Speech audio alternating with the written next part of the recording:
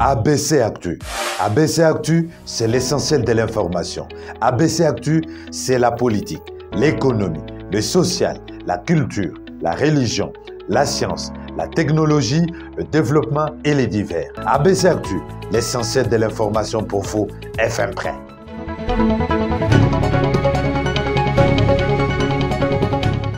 Vous nous avez choisi pour vous informer, nous vous en remercions. ABC Actu vous propose l'essentiel de l'actualité. La CENI a enregistré 28 791 candidatures, ce qui représente 3 796 déclarés non conformes et 24 995 déclarés conformes, dont 23 653 recevables et 642 irrécevables. Sur les candidatures recevables, on compte 3 955 femmes, soit 17%, et 19 698 hommes, soit 83%. Il y a toutefois lieu de noter qu'en 2018, les candidatures féminines ne représentaient que 11% de la totalité. De ces candidatures, la CENI a enregistré 155 candidats indépendants, 3 785 candidats présentés par les partis politiques et 19 713 candidats présentés par les regroupements politiques.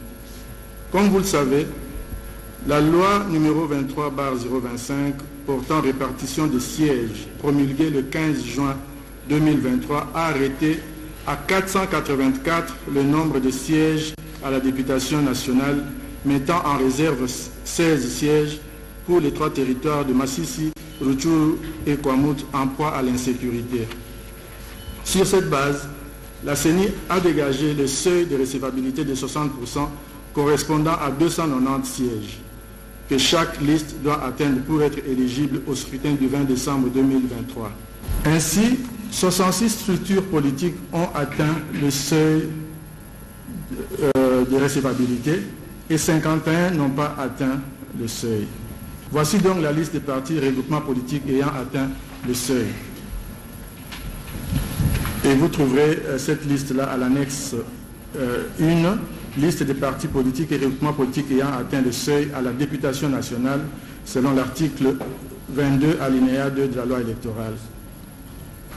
Il y a un AFDC-A, Alliance des forces démocratiques du Congo et alliés, avec 479 sièges qui représentent 99%, donc ils ont atteint le seuil, suivi au numéro 2 par le MLC, Mouvement de libération du Congo, 473, soit 98%. 3, UDPS Tshisekedi, Union pour la démocratie et le progrès social, avec 459 comme nombre de candidats. Numéro 10, Ensemble pour la République, 449, 93%. Le Japon veut accroître ses échanges commerciaux avec la République démocratique du Congo, spécialement dans le domaine minier. C'est la raison de la visite à Kinshasa du ministre japonais de l'économie, commerce et industrie, Yasutoshi Nishimura, à la tête d'une forte délégation. Le ministre japonais a échangé avec le vice-premier ministre, ministre de l'économie nationale, Vital Kamerhe, à son bureau de travail. Yasutoshi Nishimura a annoncé qu'il était venu principalement pour examiner ensemble avec les autorités congolaises la possibilité de la mise en œuvre du protocole d'accord signé entre le Japon et la RDC, représenté par le ministre de Mines, Marie-Antoinette Samba, lors de sa mission officielle effectuée à Tokyo en décembre 2022. Alors que le monde se tourne vers les voitures électriques et les énergies renouvelables, le pays du soleil levant, géant de cette industrie, s'est tourné vers l'Afrique en quête de minerais tels que le cobalt le lithium et le cuivre. Reconnaissant l'immensité du potentiel minier congolais, il a exprimé la volonté du Japon de multiplier les échanges commerciaux avec la RDC dans le domaine de mines. Il a annoncé que son gouvernement est prêt à mobiliser un budget d'1 milliard de dollars américains pour accroître cette coopération en l'élargissant à d'autres secteurs de développement. Il s'est de rappeler qu'en RDC, les start-up japonais travaillent déjà sur l'énergie solaire, l'urbanisation de la capitale Kinshasa, l'adduction d'eau, l'énergie hydraulique et le barrage d'Inga. Pour sa part, Vital Kamerhe s'est dit favorable au renforcement de la coopération économique entre les deux pays à travers de projets bénéfiques à grande échelle et un partenariat gagnant-gagnant. D'après les patrons de l'économie nationale, cette coopération devrait non seulement viser l'exploitation minière, mais aussi le transfert des compétences, l'agriculture, le développement des industries, la santé ainsi que l'éducation. Il a réaffirmé la vision du chef de l'État Félix-Antoine Tshisekedi qui prône une amélioration du climat des affaires pour attirer plus d'investisseurs en RDC et l'amélioration des conditions de vie des Congolais. D'après Vital Kamerhe, l'appui du Japon est nécessaire, notamment à la relance du barrage d'Inga et la construction d'autres micro-barrages à la lutte contre les changements climatiques et la matérialisation du programme de développement local des 145 territoires. Il a rappelé la relation particulière que les deux pays partagent depuis les années Mobutu, dont les fruits sont encore nombreux au service des Congolais aujourd'hui. Séjournant en Afrique du Sud pour une mission officielle, le ministre congolais des Transports, Voies, des Communications et des Enclavements, Marc Ekilali Kombo, a regagné Kinshasa. Au pays de l'arc-en-ciel, il a été, avec la partie sud-africaine correspondante, à savoir la ministre sud-africaine de Transport, matérialisé les résolutions de la Grande Commission mixte RDC, République sud-africaine, tenue en juin 2023 à Kinshasa. Conformément à la volonté des chefs d'État des deux pays, Félix-Antoine Tshisekedi Tshilombo et Cyril Ramaphosa, les ministres des Transports de deux pays ont signé samedi 7 août à Johannesburg 3 accords de partenariat dans les secteurs de l'aviation pour la modération de services aéroportuaires de la RDC, la formation et l'assistance technique de la formation du personnel de navigation aérienne, ainsi que la réhabilitation de 9 aérodromes du Congo-Kinshasa. Pour se rendre compte de l'expertise sud-africaine, un pays en voie de développement, le ministre Marc Ekila a été amené à visiter plusieurs sociétés et industries ainsi que les agences sud-africaines habilitées à exécuter les travaux ciblés dans les accords, notamment dans les secteurs aériens, ferroviaires, transport urbain par train et bus et contrôle numérisé du flux frontalier et de marchandises à l'import-export. Il a visité plusieurs provinces sud-africaines où sont basées ces entreprises à Durban, Pretoria et Johannesburg. Et c'est jeudi à minuit qu'il a quitté l'aéroport international de Djili où il est arrivé à 23h pour sa résidence avec dans sa gibecière une moisson abondante contenue dans les communiqués finaux conjoints de travaux signés par les deux parties le mardi 8 août 2023 à Johannesburg. C'était au rond-point Ponchopo à Kisangani que le ministre de la Santé, Dr Samuel Roger Kamba, a lancé la campagne de vaccination contre la poliomyélite ce jeudi 10 août 2023. Ainsi, du 10 au 12 août 2023, la province de la Chopo, tout comme d'autres provinces, organise les journées de vaccination contre la poliomyélite en faveur des enfants âgés de 0 à 59 mois. Et devant la gouverneure de la ville, les députés provinciaux ainsi que d'autres autorités, et le ministre de la Santé a réaffirmé une fois de plus l'engagement et la détermination dans l'atteinte de l'objectif de l'éradication de la polio à laquelle le pays avait souscrit en 1988. Il a également rappelé qu'après la grande épidémie de Mbuji-Mayi dans les Kasaï-Orientales en 1995, avec au moins 1000 cas de poliovirus sauvage, la RDC a fourni beaucoup d'efforts avec l'appui de ses partenaires pour lutter contre cette maladie en améliorant les couvertures de la vaccination de routine et de progrès immenses en matière d'accès à la vaccination ont été constatés au cours de 12 dernières années avec l'arrêt de la circulation du poliovirus sauvage depuis 2011. Il dit que ces projets sont actuellement compromis à cause de la résurgence de cas de CVPDV 1 et 2 dans le pays. Il a également insisté que la situation épidémiologique de la polio en RDC demeure préoccupante. Face à cette situation, le pays, avec l'appui de ses partenaires, a développé un plan de réponse pour vacciner sur toute l'étendue du territoire national en organisant de journées nationales de vaccination contre la polio, couvrant ainsi les 519 zones de santé du pays en 2 blocs, dont le premier bloc ciblé des 105 zones de santé des 11 provinces et le bloc 2, 314 zones de santé de 15 provinces, dont une cible totale de 23 335 508 enfants des 0 à 59 mois. Pour clore son discours, le docteur Samuel Roger Kamba a adressé ses remerciements au chef de l'État Félix-Antoine Tshisekedi qui a fait de la vaccination non seulement une priorité, mais aussi son cheval de bataille à travers la couverture santé universelle. Il faut noter que cette épidémie de la polio a débuté le 8 mai 2017 et se poursuit jusqu'à ces jours, totalisant ainsi 666 cas, dont 650 issus des selles et 16 cas isolés d'échantillons environnementaux. Depuis le 8 mai 2017, jusqu'à ces jours, le pays a enregistré 22 épidémies distinctes, dont 19 autochtones et 3 importées. Et cette fois-ci, la vaccination sera en stratégie porte-à-porte et d'autres stratégies spécifiques dans le but d'atteindre tous les enfants seront adaptés. Monsieur le journaliste, nous saluons d'abord cette décision annoncée par le comité de conjoncture économique sur les contrôles rigoureux concernant les taux d'échange par rapport au prix des biens et services sur les marchés congolais. Parce qu'aujourd'hui, il y a un déséquilibre total entre la mise en application des décisions prises par le gouvernement congolais à travers le chef de l'État qui avait réuni tous les services compétents en la matière. Là, je vois le ministère de l'économie, des finances, le ministère du budget, la FEC et d'autres partenaires privilégiés du gouvernement dans les domaines économiques et dans les domaines d'importation et d'exportation. Et cela a abouti à des décisions, comme je l'ai dit, prises au cours de ces assises dirigées par le président de la République. C'était justement pour répondre à ces besoins prioritaires. Donc nous avons salué cette décision du gouvernement congolais, cette décision tapée par la main du président de la République. Maintenant, si le comité de conjoncture économique fait l'annonce de descendre sur terrain, que ces contrôles-là puissent être un contrôle rigoureux, que ça ne soit pas un contrôle animé, teinté, je dirais, des sentiments. Parce que vous savez, avec nos contrôleurs, avec des fois des inspecteurs du secteur économique qui peuvent descendre sur terrain, mais vous verrez, il y a peut-être des corruptions, ainsi de suite, ou soit il y a des arrangements qui se font entre eux. Ça, nous ne tolérons pas cela. Donc, je crois que ça doit être quelque chose qui doit aboutir à un soulagement dans la population congolaise.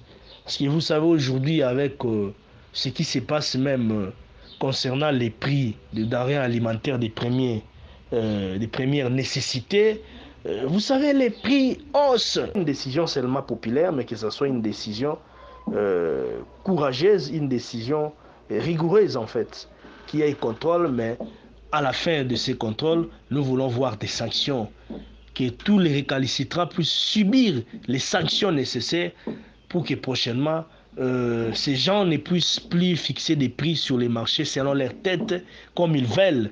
Vous voyez, parce que de l'autre côté, déjà, les taux du dollar a baissé, mais sur les marchés des biens et services, le prix ne baisse pas. Ça ne se justifie pas. Ça devrait en réalité aller en connivence.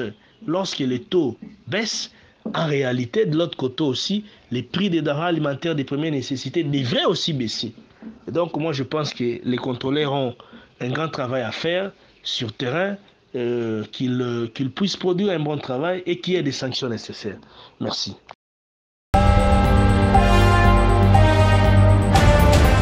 À l'issue de toutes les consultations, toutes les évaluations, il s'est avéré que les résultats auxquels on s'attendait comme gouvernement en instituant l'état de siège n'ont pas été rencontrés. C'est-à-dire la paix n'est pas revenue. Et c'est la raison pour laquelle partout où nous sommes passés, en tout cas la demande pressante de la population n'est pas en 2 mots, ou en 3 ou en 4, c'est la levée simple de l'état de siège. Le chef de l'État a accédé à cela. Voilà pourquoi il a demandé qu'il soit convoqué une table ronde. Et en sus de cette table ronde, il a convoqué à Kinshasa les travaux préparatoires de celle-ci. Et je crois qu'elle doit avoir lieu cette table ronde au courant de ce mois de juillet pour que finalement cette solution qui avait été proposée soit levée. Mais je sais que quand on parle de l'état de siège, souvent ça énerve, même du côté militaire. Il y en a qui sont énervés quand on dit qu'on veut lever l'état de siège. Mais là, je vais être clair. Quand on veut lever l'état de siège, si un militaire s'énerve, c'est qu'il y a un problème. Parce que le militaire n'a pas été fait pour gérer les questions administratives. Le militaire a été fait pour gérer des questions de guerre, de restaurer la paix, de veiller sur l'intégrité du territoire. L'état de siège, c'est un état exceptionnel qui a conféré aux militaires certains pouvoirs civils. Mais si on lève l'état de siège, ça veut dire qu'on veut remettre le militaire dans ses fonctions ordinaires qui lui sont reconnues par la Constitution. Donc si un militaire qui s'énerve quand on dit qu'on veut lever l'état de siège, c'est qu'il y a un problème. Donc les militaires devaient se réjouir d'ailleurs quand on dit qu'on lèverait l'état de siège parce qu'on leur demanderait de se concentrer uniquement à la tâche qui leur est dévolue par la Constitution, celle de la restauration de l'autorité de l'État, celle de l'intégrité du territoire qui devrait être sauvegardée. Je vous remets cet étendard, symbole de commandement que vous défendrez jalousement jusqu'au sacrifice suprême. Sincères félicitations. À vos ordres. C'est avec ce mot que le gouverneur du Haut-Katanga, Jacques Yabula Katwe, a remis officiellement l'étendard du pays au nouveau commissaire provincial de la PNC au Katanga, le général Dieudonné Ondimba Okito. Cette cérémonie des prises d'armes du nouveau patron de la police en province s'est déroulée à l'esplanade du bâtiment du 30 juin en présence du président de l'Assemblée provinciale du Haut-Katanga, Michel Katebe, du vice-gouverneur Jean-Claude Kanfoua Kimimba, des membres du Conseil provincial de sécurité, de quelques députés et ministres provinciaux, du maire de Lubumbashi et quelques bourgmestres des communes, ainsi que de toutes les unités du commissariat de la police nationale congolaise dans les Haut-Katanga. La prise d'armes a également été marquée par un défilé de troupes devant la tribune des officiels.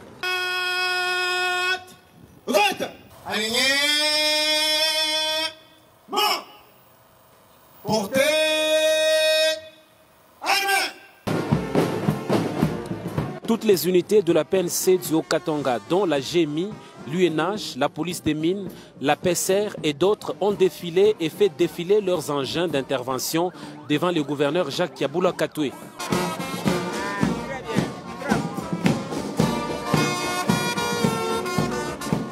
Il faut noter que cette remise officielle de l'étendard au nouveau commissaire provincial de la PNC du Haut-Katanga, le général Dieudonné Ondimba Okito, intervient quelques jours après la remise et reprise avec le commissaire sortant, le général Louis Ségon Karawa. Ministre, au gouverneur de province.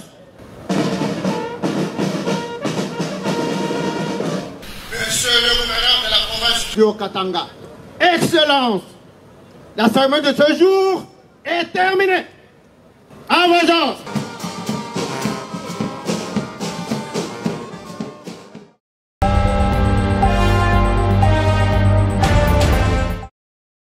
Le contrat est signé entre la gouverneure de la province de la Tchopo, Maître Madeleine Nikomba Sabangou d'une part, et de l'autre la société groupement Golden Coats Maximum qui représente M.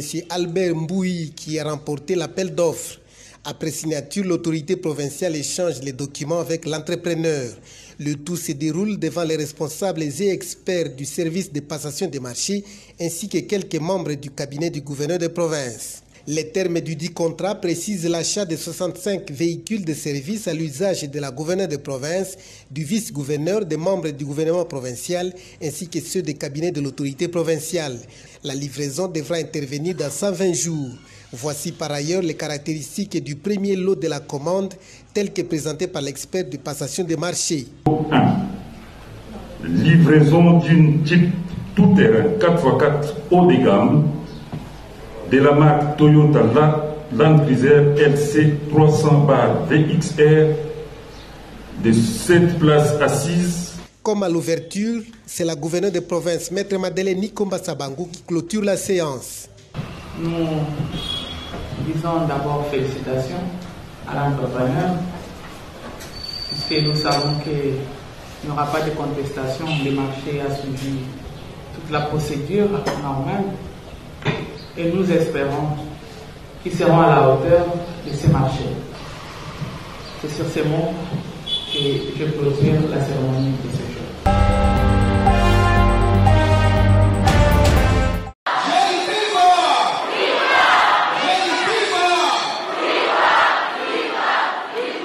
Le jeune catholique des diocèses de Bunia et de Mahagi, appelé à se désolidariser de toute entreprise de déstabilisation de cette province qui est dans sa phase de stabilisation par l'administration militaire sous le commandement du lieutenant général Luboyanka Shomo Johnny. Message du directeur de cabinet de l'autorité provinciale de l'Ituri, maître Étienne Unega Ege, lancé à plus de 10 000 compatriotes ituriens de toutes les communautés réunies dans le cadre de journées interdiocésaines de jeunes. D'abord qu'ils s'engagent pour la paix.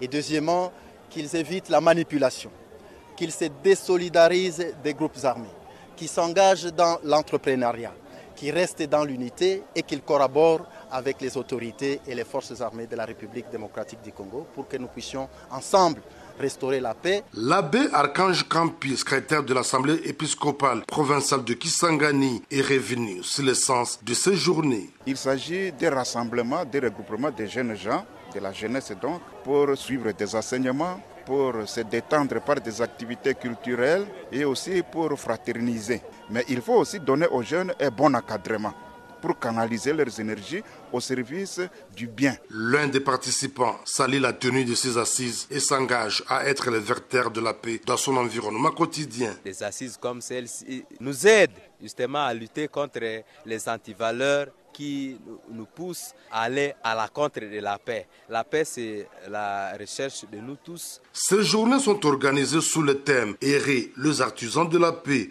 Il est envisagé dans les prochains jours. Le journée provinciale de jeunes à Kisangani, comprenant 9 diocèses du Zonké, ces 4 journées interdiocésaines débutées mardi vont se clôturer. C'est vendredi 11 août 2023, ici, en ville de Bunia. C'est ici qu'on marque la fin de cette page d'actualité. Merci de votre attention. ABC Actu, c'est l'essentiel de l'information.